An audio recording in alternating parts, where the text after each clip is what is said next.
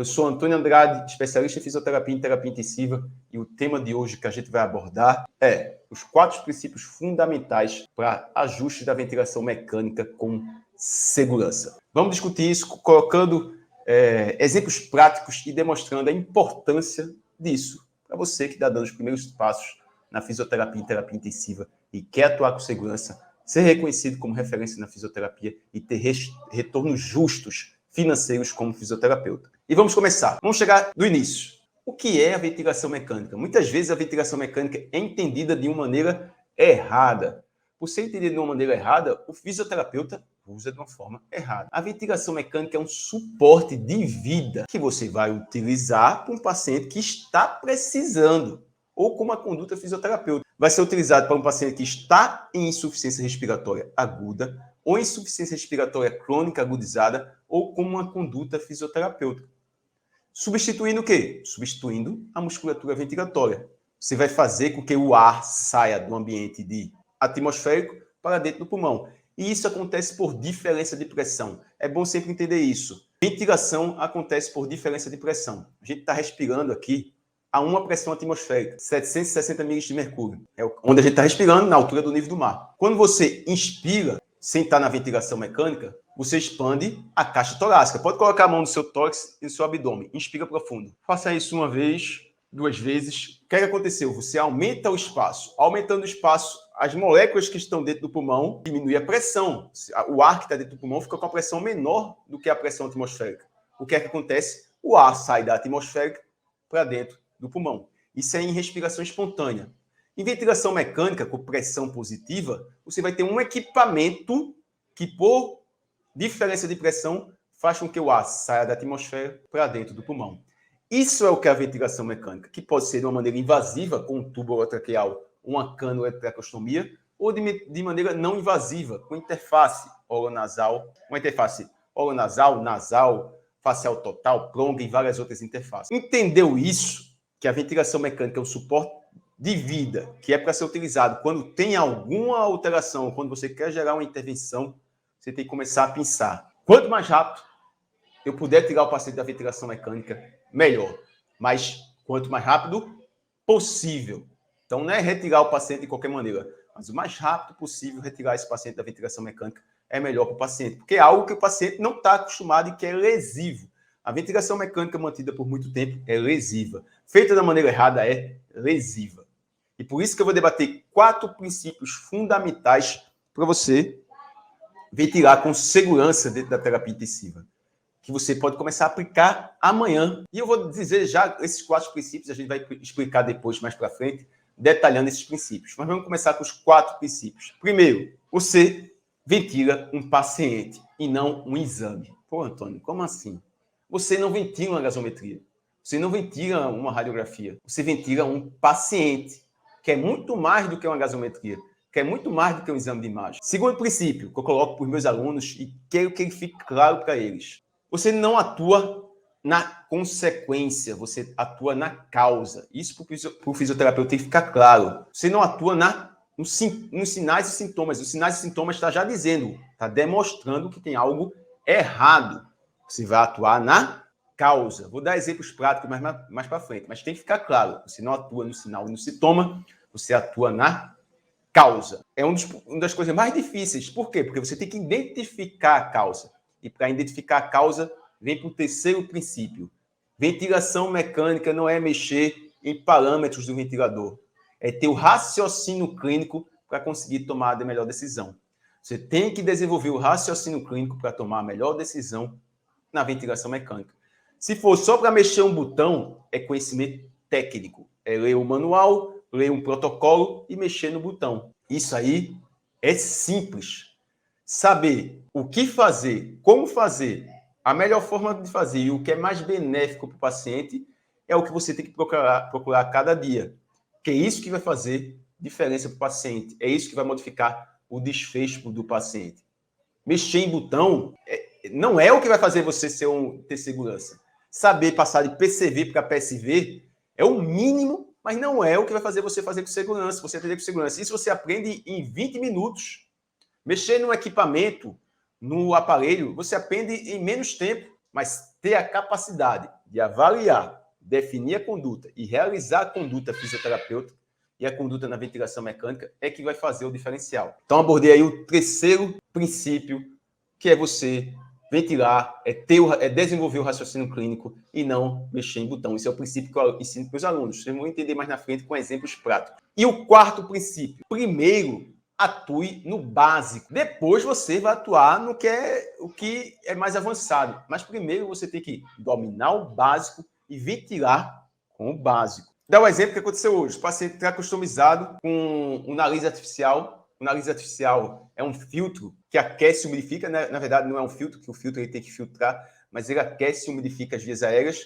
Quando a gente respira, a gente tem que deixar na temperatura ideal e umidificado para chegar no pulmão. Então, as vias aéreas superiores fazem isso. Quando o paciente está customizado, você tem que ter uma umidificação e aquecimento. E aí estava com filtro.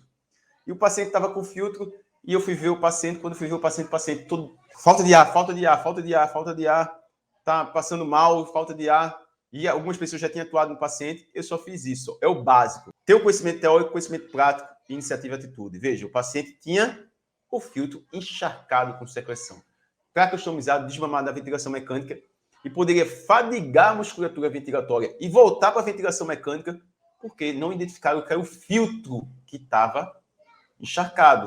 Então, o paciente estava em respiração espontânea, só foi tirar o filtro, o paciente melhorou, terapia desobstrutiva, retirada de secreção e voltou para outra, aquecimento e umidificação.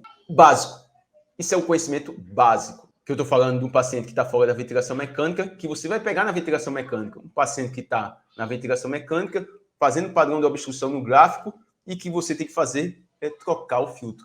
E não ficar mexendo no ventilador, aumenta a delta de pressão, manobra de recrutamento, TGI, faz várias as condutas e não faz o básico. Então, esse princípio tem que ficar claro também. Primeiro, atue no básico. O básico é importante. Depois que você sabe o básico, aprende o básico, é que você começa a progredir. E não começa do avançado. Eu quero saber a sincronia, eu quero resolver a sincronia. Não, a sincronia pode estar sendo causada pelo básico. A sincronia pode estar sendo causada por causa de um filtro encharcado. A sincronia pode estar sendo causada por causa de um escape no ventilador. Um circuito está rasgado. A sincronia pode estar acontecendo porque o cuff está desinsuflado. A sincronia pode estar acontecendo porque o paciente está com febre. A causa de uma sincronia pode ser causada pelo paciente ou pelo ventilador. Identificar a causa é mais importante do que você ficar correndo atrás de fazer mágica.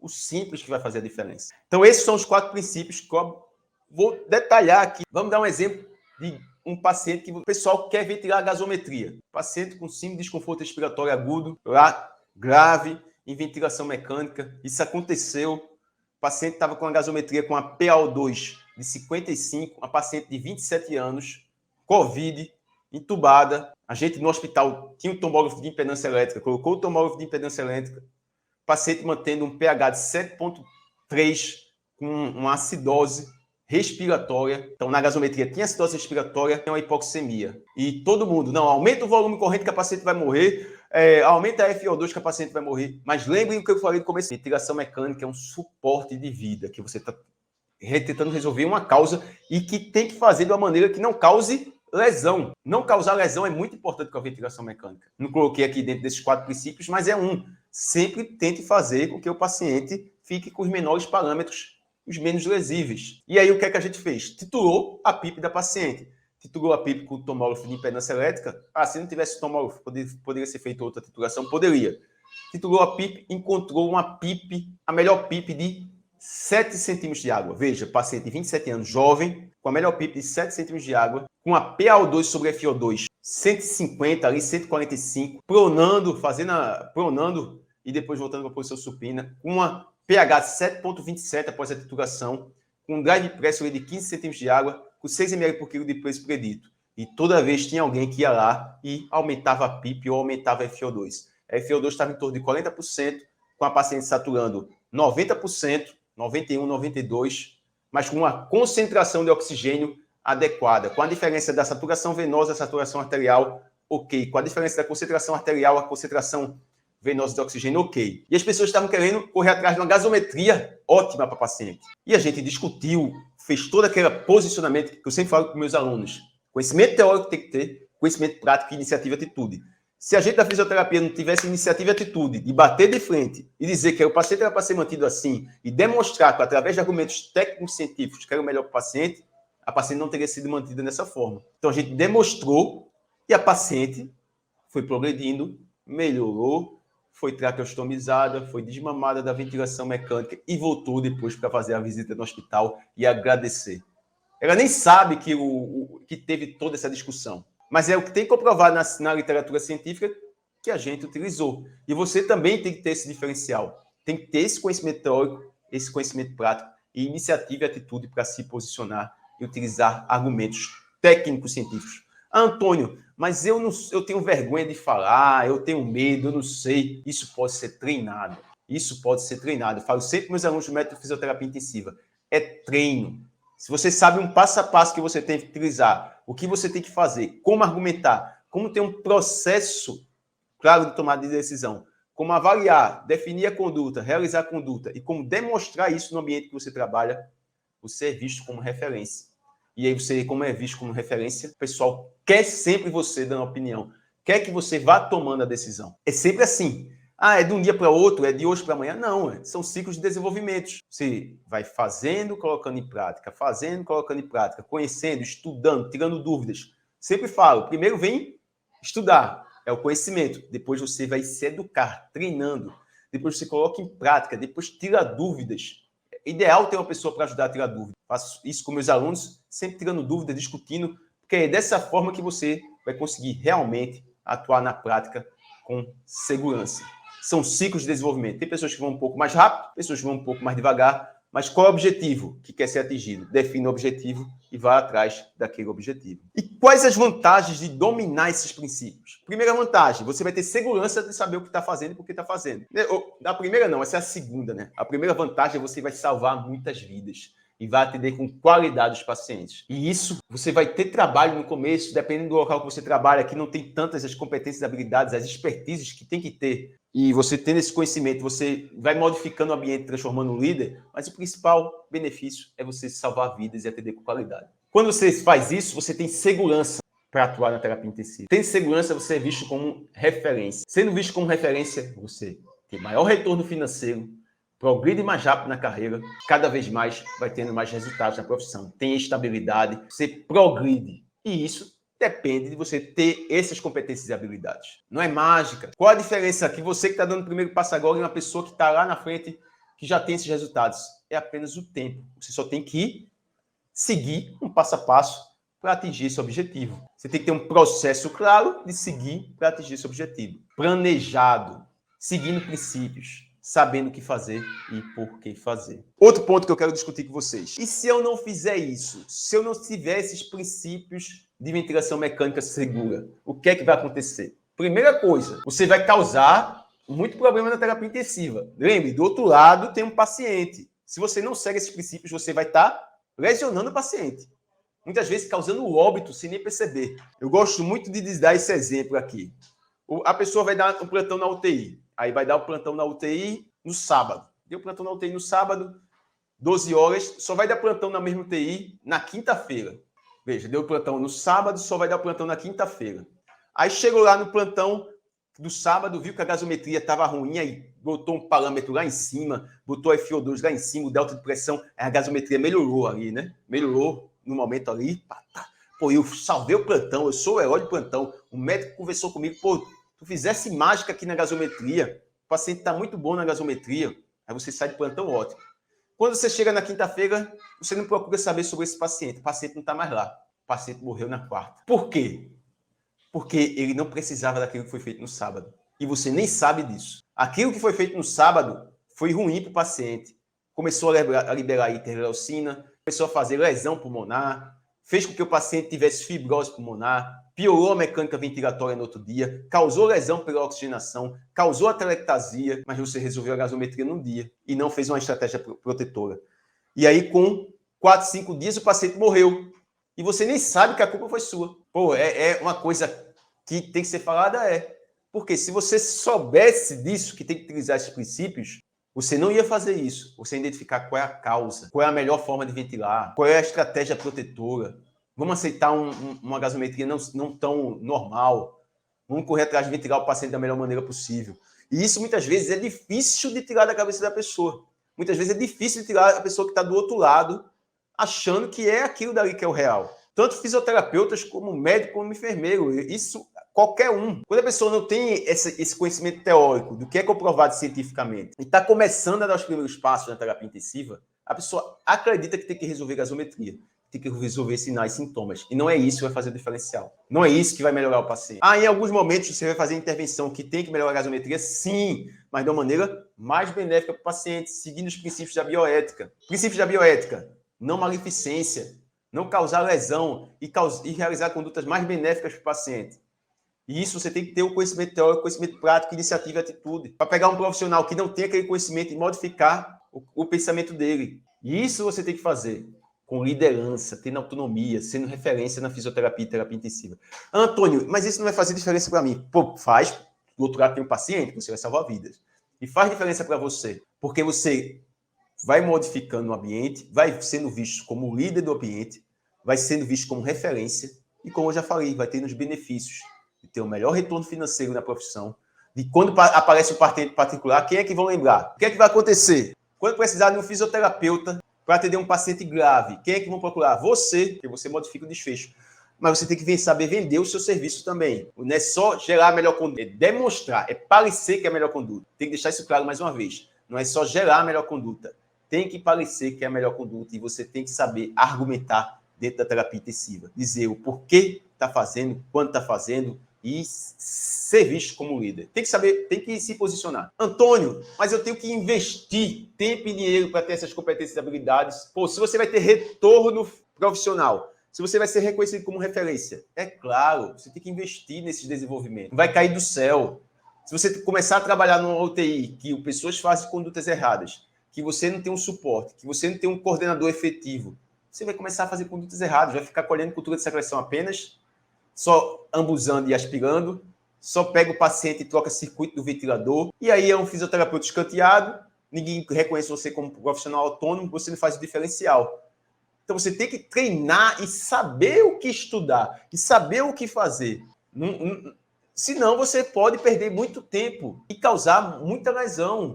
Então você tem que pensar, pô, eu estou aqui, ó, começando a trabalhar na UTI, e sei que tem essas minhas dificuldades. Eu tenho que investir tempo e dinheiro em mim para ter o melhor resultado. Tem, porque o resultado retorna. O resultado retorna. Você vai ter o retorno financeiro. Muitas vezes, com um paciente particular, você tira mais do que você dá no plantão. E esse paciente particular vai aparecer por quê? Porque você demonstrou que atende com qualidade dentro da terapia intensiva. Você demonstrou que é um profissional diferenciado. É fácil? Não. Mas é simples quando você sabe o caminho que você tem que seguir. E quando você domina esses princípios da ventilação mecânica, esse caminho fica mais fácil. E esses princípios podem ser treinados. E essas competências e habilidades podem ser treinadas. Eu vou me empolgando aqui. Quando a gente gosta de falar sobre o assunto, está empolgando. E é bom que as pessoas pensem dessa forma. Se mais fisioterapeutas pensarem que podem modificar o desfecho da UTI, não só do paciente, mas do ambiente que trabalha, e ter mais reconhecimento profissional, a fisioterapia vai evoluindo cada vez mais. Se você se valorizar, se você souber, se o fisioterapeuta soubesse a importância que ele tem dentro da terapia intensiva, estava voando. Mas aí tem que saber vender o peixe, tem que saber demonstrar essa importância. Não é só fazer, tem que parecer que é importante. E aí você tem que demonstrar essa importância e tem que ser treinado aí para demonstrar essa importância também. Vou dar um exemplo aqui. Você está na UTI com 10 leitos, tem 5 pacientes graves em ventilação mecânica.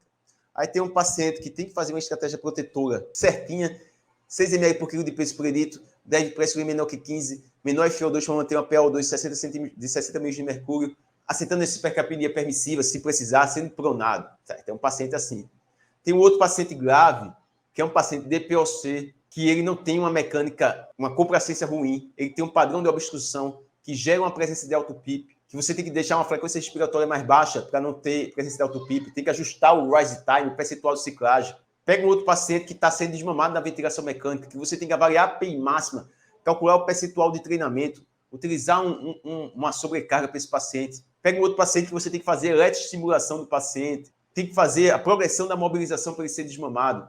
Veja, 4 pacientes que eu estou dando exemplo. Quando você está atendendo esses pacientes, você tem que estar demonstrando isso que você está fazendo. Se você não falar, ninguém vai saber. Então tem que posicionar, falar, discutir no hall profissional, na visita multiprofissional, conversar com o coordenador da fisioterapia, com o coordenador médico, com o coordenador da enfermagem. Todo mundo começa a respeitar você. E isso são, seguindo os princípios de proteção da ventilação mecânica segura, você começa a ter esses resultados também. Ah, Antônio, mas não modifica meu salário, modifica seu retorno financeiro. Você vai progredir para virar um coordenador, vai progredir para virar um rotina, vai ter pacientes particulares cobrando valor justo. Quando tiver uma oportunidade, você vai ser lembrado, você vai estar preparado para ir passar no concurso de alto nível da fisioterapia. Pense sempre nisso. Eu tenho que modificar, eu tenho que demonstrar valorização. Não pense em ser mediano abaixo de mediano, não. Isso tem demais na fisioterapia. Pense em ser um profissional de alto nível. Aí tem poucos, aí você é escasso e vai ter muita oportunidade para você. E onde eu observo que as pessoas mais erram nesses princípios da ventilação mecânica? Onde eu observo? Primeira coisa, tratar sinal e sintoma. Eu repito e digo isso. O sinal e sintoma está representando algo. Então, a queda de saturação está representando algo. Certo? Tem algo que está errado. O que é que está errado? É a causa. Eu vou ter que ir na causa. Você pode até fazer uma estratégia rápida ali, aguda, como aumentar a FO2, para dar tempo de você identificar a causa. Mas não é aumentar e deixar o dia todo. Você tem que ir na causa. Um exemplo prático, a pessoa é chamada de madrugada para ver um paciente, o paciente está saturando 80%, aí o pessoal aumenta a FO2 lá, e o paciente fica saturando 91, 92, resolveu o problema. Não! Qual a causa? Tem alguns momentos que vai ter que ser mantido a FO2 mais alto, que você não vai conseguir corrigir a causa naquele momento, mas atue na causa. Dá um exemplo prático, Antônio. Eu gosto não, é dentro do meu método de ensino, é sempre com exemplos práticos, que aí você correlaciona o conteúdo que você está vendo com a prática. Você pegou um paciente que está com queda de saturação. Veja o caso que eu vou mostrar para vocês. Eu sei que algumas pessoas vão pensar a conduta, pode ser até que já pense um pouco diferente que assistiu a live de hoje, mas vai pensar uma conduta e eu vou falar depois, é diferente a conduta. Você pegou um paciente, Covid, grave, foi entubado. Após ser entubado, foi colocado 6 ml por quilo de peso para o paciente, uma frequência respiratória de 20, não tinha presença de autoPIP, FO2 90% após a intubação, o paciente está saturando 90%, tem uma PaO2 de 55 mg de mercúrio, a PIP já foi titulada a PIP do paciente, foi deixada numa PIP de 10, está ventilando em VCV com 6 ml por quilo de peso, sem a sincronia, bloqueado, foi colhido na gasometria, relação PaO2 sobre a FO2, 120. PaO2 sobre a FO2, 120. E você é o fisioterapeuta que está de plantão. O que é que você faria? Pode errar, não tem problema. O momento de errar é agora. Porque a partir de amanhã você já não erra isso. O que é que você faria? Não existe... Olha, aqui não existe erro. Por que não existe erro? Porque eu não passei todos os dados. Por eu não ter passado todos os dados, você não tem como tomar a decisão correta. Primeiro ponto. Para você tomar a decisão correta, você tem que ter todos os dados. Quando você não tem todos os dados, você tem que limitar as opções de acordo com o que é mais benéfico para o paciente e o que é menos maléfico. Pegou essa ideia, né? Então, eu não passei todos os dados. Então, se você pegasse paciente COVID, PaO2 sobre FO2 menor que 150, grave, com uso de bloqueador neuromuscular, prono paciente. Prono o quê? Cadê a radiografia de tórax? Cadê a ausculta? Você identificou se o paciente tem atelectasia, se tem pneumotórax? Eu vi várias e várias vezes o pessoal querendo pronar um paciente e a causa é a atelectasia. Faz uma conduta fisioterapêutica, terapia de remoção de secreção, deixa o paciente de decúbito contralateral, expande essa atelectasia, reverte a atelectasia e melhora a gasometria. É um pneumotórax, tem que ser drenado. E por que aqui? Foi uma casca de... para você errar mesmo aqui. Por isso eu disse que pode errar, porque eu deixei dados que eu não passei. E para você tomar a decisão no paciente na terapia intensiva, você tem que ter a maior quantidade de dados e saber avaliar dados objetivos. Isso está dentro do meu método de ensino, dentro do meu processo que ajuda as pessoas a atuar com segurança na terapia intensiva. Você tem que saber avaliar os dados objetivos. Você tem que saber, vou repetir 3 vezes isso aqui. Você tem que saber avaliar os dados objetivos. Tem que saber avaliar os dados objetivos e correlacionar com possíveis causas. Quando você tem os dados objetivos que você sabe avaliar e correlaciona com possíveis causas, você tem hipóteses de tratamento. Dá um exemplo, Antônio. Como eu estou dando um exemplo agora. Você tinha várias causas. Pode ser o paciente que está com SARA, nesse caso que eu dei aí. Podia ser uma atelectasia. Podia ser um pneumotórax. Podia ser que o paciente tivesse hipotenso, que eu dei os sinais vitais, estava caindo a PaO2 sobre a FO2, porque está gerando um aumento do espaço morto, que o paciente está lá com a PIP lá em cima. Pode ser várias causas. Você teve o dado objetivo, avaliou a causa, correlacionou com a causa. Depois que correlacionou com a causa, vai checar se pode ser aquela causa. Está hipotenso, não está, não tem exame de imagem com a telectasia, tem um padrão mais de infiltrado difuso, que é um padrão de Sara mesmo. E aí você tem o que tem dizendo na literatura científica de qual é a melhor conduta para ser realizada. É fácil? Não. Se fosse fácil, mas é simples quando você sabe o caminho, quando você sabe o que tem que estudar, o que você tem que avaliar, qual a conduta que você tem que realizar, o que você tem que fazer.